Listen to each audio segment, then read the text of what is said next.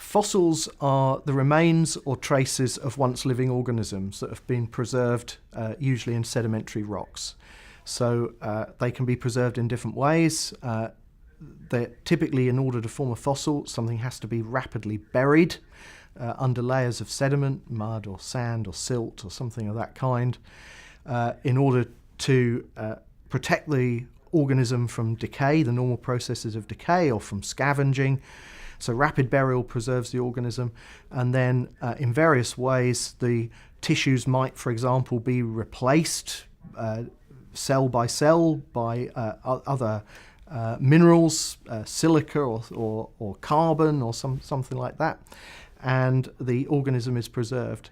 Sometimes the organism itself isn't preserved, sometimes simply the organism dissolves, leaves a cavity in the rock that can be infilled with minerals and preserves the external shape of the shell. So there are lots of different ways that fossils can form, but they're basically the remains of either the body of the organism or traces of the organism, things like trails and trackways and footprints and things like that that were left behind by the organism, preserved in sedimentary rocks.